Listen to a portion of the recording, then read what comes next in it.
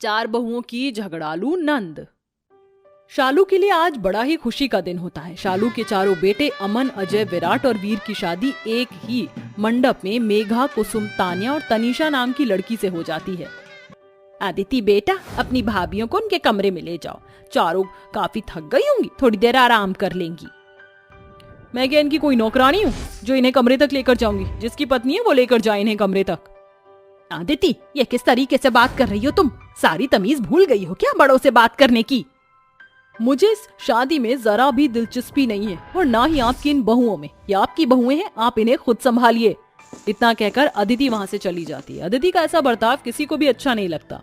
अपनी नंद का ऐसा बर्ताव देख मेघा, कुसुम, तान्या और तनीषा को बहुत बुरा लगता है, लेकिन वो कुछ भी नहीं कहती। ऐसे ही शादी का दिन तो बीत जाता है और अगले दिन तान्या, तनीषा, मेघा, कुसुम, आज तुम चारों की पहली रसोई है। इस लिस्ट में मैंने लिख दिया है कि क्या क्या बनेगा। ठीक है माँ जी, आप सभी बैठिए, हम जल्दी से सबके लिए ये सारी चीजें बना कर ले आते हैं। मेघा के इतना कहते ही शालू वहां से चली जाती है। शालू का परिवार एक हाई स्टैंडर्ड और अमीर परिवार होता है। तान्या, तनीषा, मेघा और कुसुम चारों ही एक साधारण परिवार और गांव से होती हैं, जिस वजह से उन्हें लिस्ट में दिए गए तरह तरह के खाने बनाने में काफी परेशानी आती है, लेकिन फिर भी वो चारों मिलकर लिस्ट में जितनी भी चीज होती है उन्हें बना लेती है। भगवान का लाख लाख शुक्र है, सारा खाना बन गया। मुझे तो लग रहा था कि हम इस तरीके का खाना नहीं बना पाएंगे, लेकिन सारा खाना बन गया। हाँ मेघा, मुझे भी ऐसा ही लग रहा था, लेकिन खाना बनाने के चक्कर में हम चारों की कैसी हालत होगी।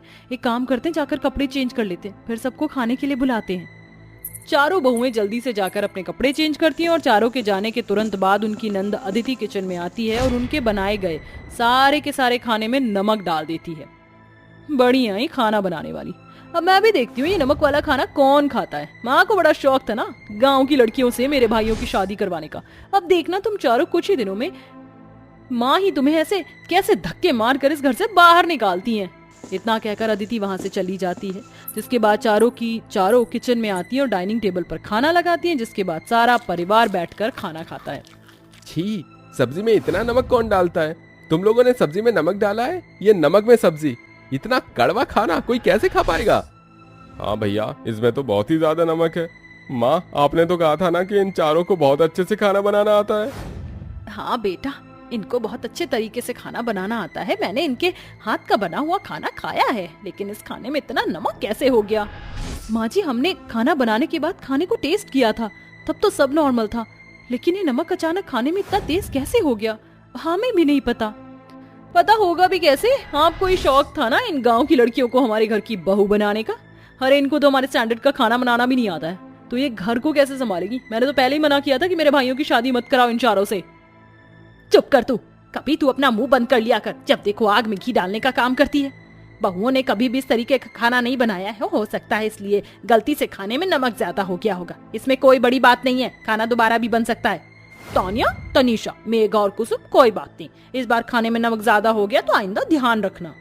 अपनी भाभियों के सामने अपनी ऐसी बेइज्जती होते देख अदिति को बहुत बुरा लगता है, जिसके बाद अदिति डाइनिंग टेबल से उठकर गुस्से में अपने रूम में चली जाती है। अपनी चारों भाभियों के गांव से होने की वजह से अदिति उन्हें बिल्कुल भी पसंद नहीं करती है। देखो जरा कैसे चारों की चारों बैठकर यहाँ आराम फरमा रही है। लगता है ये चारों अपनी औकात भूल गई हैं। अभी इनकी असली औकात इन्हें मैं याद दिलाती हूँ। भाभी, वो आज हमारी मेड नहीं आई है, आज आप चारों को ही घर का सारा काम करना पड़ेगा। कोई बात नहीं, अपने घर की सफाई करने में कैसी तकलीफ।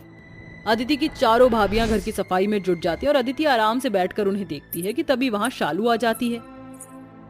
अरे बहू, तुम चारों ये क्या कर रही हो? तुम सभी घर का काम क्यों कर रही हो? घर का काम करने के लिए हमने मेड रखी है।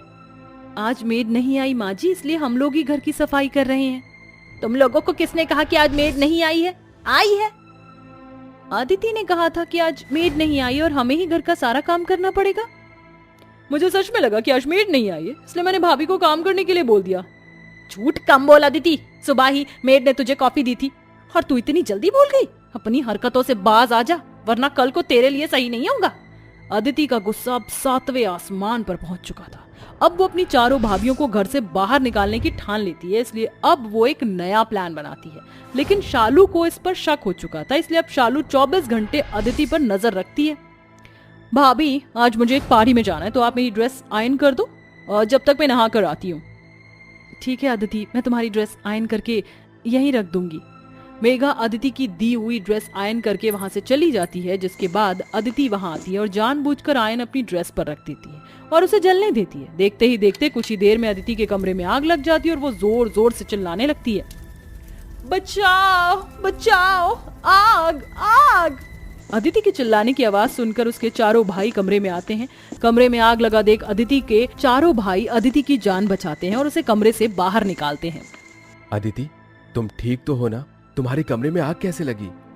ये सब आपकी पत्नी की वजह से हुआ है। मैंने उन्हें ड्रेस आयन करने के लिए बोला था, लेकिन वो आयन को ऑन करके चली गई। अगर आयन नहीं करनी थी तो मुझे साफ साफ बोल देती। उनकी वजह से मेरी जान जाते जाते बची है। अदिति की बात सुनकर शालू आती है और अदिति को एक जोरदार थप्पड़ मारती है। बस कर अदिति, बस कर। मैं नहीं जानती थी कि तेरे दिल में अपनी भाभियों के लिए इतनी ज्यादा नफरत होगी।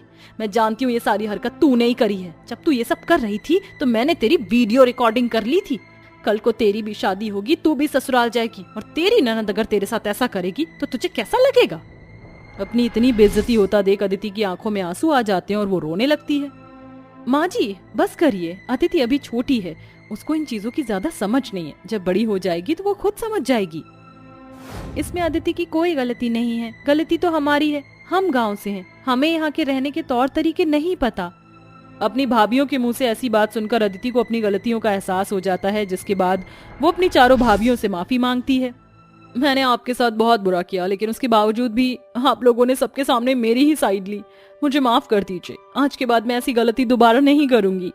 अदिति को अपनी गलती का पछतावा होता देख सारा परिवार अदिति को माफ कर देता है, जिसके बाद अदिति अपनी चारों भाभियों के साथ खुशी खुशी और प्यार से रहती है।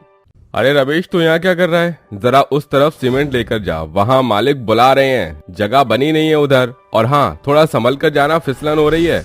अरे तू चिंता मत कर, मैं ठीक से चला जाऊंगा, रोज का काम है मेरा।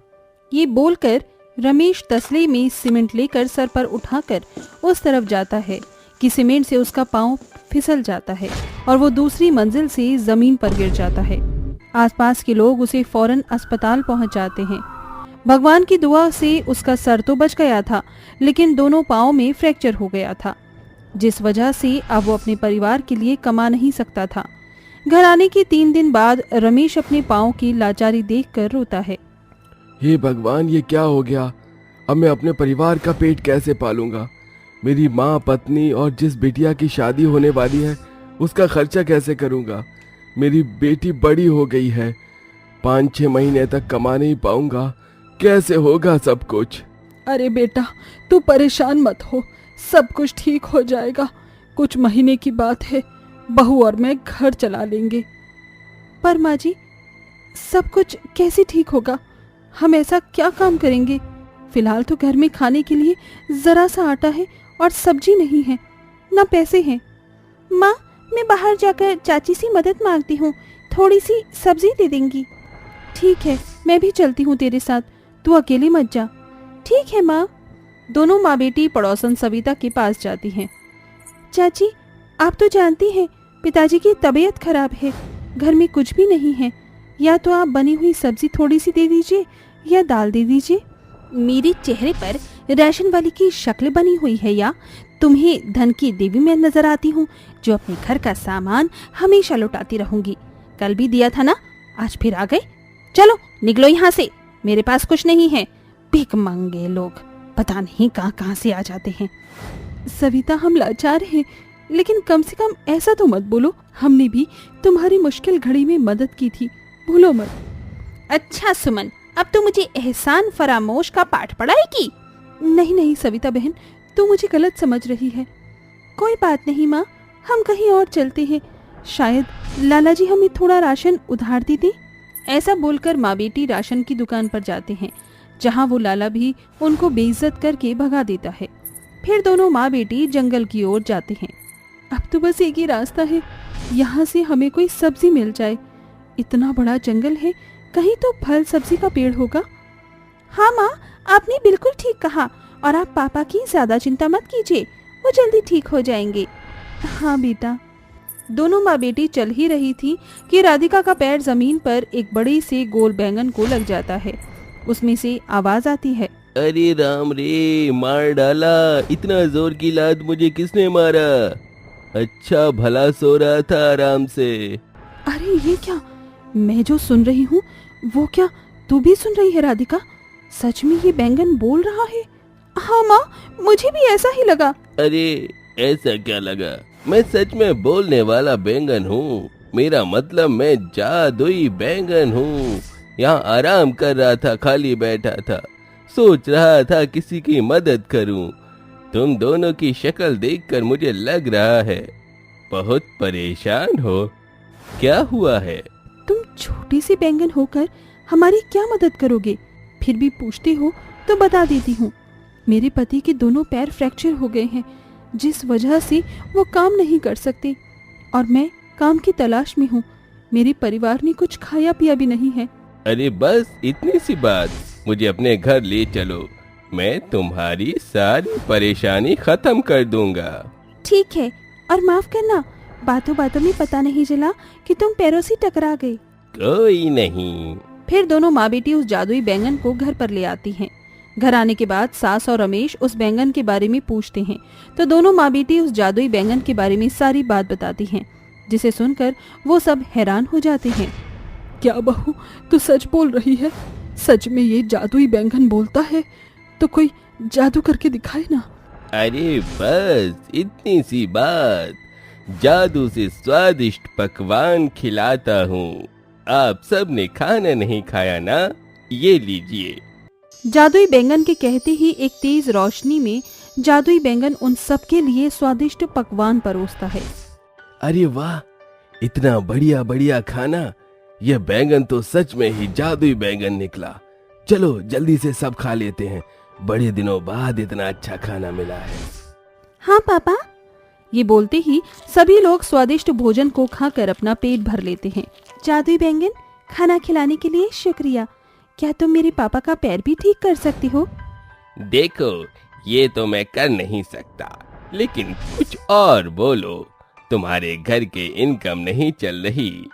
ऐसा करो, मैं तुम्हें बहुत सारी सब्जी और राशन देता हूँ। उस खाने को बनाकर तुम ढाबा चला सकते हो। ये आइडिया तो बहुत अच्छा रहेगा, इससे हमारे घर का खर्चा निकल जाएगा। शुक्रिया जादुई बैंगन। बस मेरी पोती के लिए अच्छा होनहार लड़का मिल जाए जो बिना दहेज के शादी कर ले, हमारी सारी चिंता खत्म हो जाएगी। बेचारी के लिए कुछ पैसे भी नहीं जोड़ पाए। उसकी चिंता मत कीजिए दादी, मैं अपने जादू से राधिका के लिए अच्छा लड़का भी ढूंढ लूंगा और पैसों की कमी भी नहीं होगी। ये देखिए। जादुई बैंगन के ये कहते ही वो एक बक्से में भरे हुए सोने के सिक्के देता है, जो सबकी आंखों में बहुत चमचमाते हैं। अगले दिन उनके पास अमीर घर का श्याम नाम का लड़का आता है। अरे कोई है क्या? मुझे राधिका जी से मिलना है।